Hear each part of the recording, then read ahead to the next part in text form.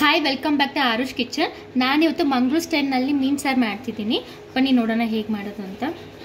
ಈಗ ಫಿಶ್ ಸಾಂಬಾರಿಗೆ ಮಸಾಲೆ ರೆಡಿ ಮಾಡ್ಕೊಳ್ಳೋಣ. ಈಗ ಒಂದು ಕಡಾಯಿಗೆ 2 ಟೇಬಲ್ ಸ್ಪೂನ್ ಅಷ್ಟು ಎಣ್ಣೆ ಹಾಕೋತಾ ಇದ್ದೀನಿ. ಈಗ ಎಣ್ಣೆ ಕಾದಿದೆ.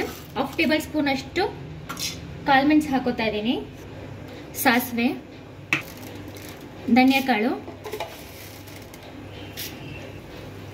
ಜೀರಿಗೆ, ಮೆಂತೆಕಾಳು, 10 ರಿಂದ 15 ಬ್ಯಾಡಗಿ ಮೆಣಸಿನಕಾಯಿ ಹಾಕೋತಾ ಇದ್ದೀನಿ. ಈಗ ಇದನ್ನ ಎಣ್ಣೆನಲ್ಲಿ ಫ್ರೈ ಮಾಡ್ಕೋಬೇಕಾಗತ್ತೆ. ಈಗ ಇದಕ್ಕೆ ಕಾಯಿ ತುರಿ ಹಾಕೋತಾ ಇದ್ದೀನಿ. ಕಾಯಿನ ಚೆನ್ನಾಗಿ ರೋಸ್ಟ್ ಮಾಡ್ಕೊಂಡ್ರೆ ಮೀನು ಸಾರು ರುಚಿ ಹೆಚ್ಚಾಗುತ್ತೆ. ಈಗ ಇದು ಫ್ರೈ ಆಗಿದೆ. ನಾನು ಇದನ್ನೀಗ ಜಾರಿಗೆ ಹಾಕೋತಾ ಇದ್ದೀನಿ. ನಾನೀಗ ಜಾರಿಗೆ ಶುಂಠಿ ಮತ್ತು ಬೆಳ್ಳುಳ್ಳಿ ಹಾಕೋತಾ ಇದ್ದೀನಿ. ಅದ್ರ ಜೊತೆಗೆ ನೆನೆಸಿಟ್ಟಂತಹ ಹುಣಸೆಹಣ್ಣನ್ನು ಹಾಕೋತಾ ಇದ್ದೀನಿ. ರುಬ್ಕೊಳ್ಳೋಕ್ಕೆ ಸ್ವಲ್ಪ ಹುಣಸೆಹಣ್ಣು ರಸನ ಸೇರಿಸ್ಕೋತಾ ಇದ್ದೀನಿ.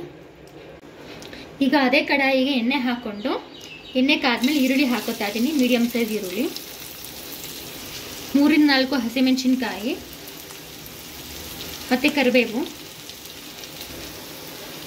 ಈಗ ಈರುಳ್ಳಿ ಫ್ರೈ ಆಗೋದಕ್ಕೆ ಉಪ್ಪು ಹಾಕೋತಾ ಇದ್ದೀನಿ.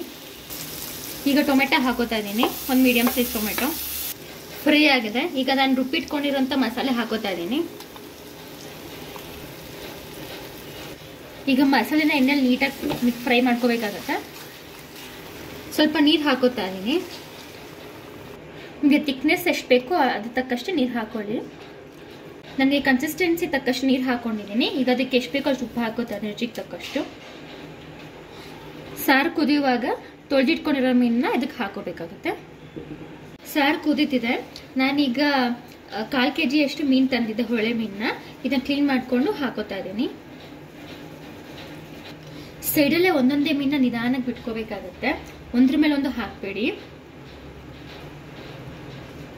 ಈಗ ಇದು ಸಣ್ಣ ಊರಿನಲ್ಲಿ 5 ರಿಂದ 10 ನಿಮಿಷ ಬೇಯಬೇಕಾಗತ್ತೆ. ಮೀನೀಗ ಪರ್ಫೆಕ್ಟ್ ಆಗಿ ಬೆಂದಿದೆ. ನಾನು 5 ರಿಂದ 10 ನಿಮಿಷ ಬೇಯಿಸಿದ್ದೆ. ಇಲ್ಲಿ ನೋಡ್ಬೋದು, ನೀಟಾಗಿ ಪರ್ಫೆಕ್ಟ್ ಆಗಿ ಬೆಂದಿದೆ.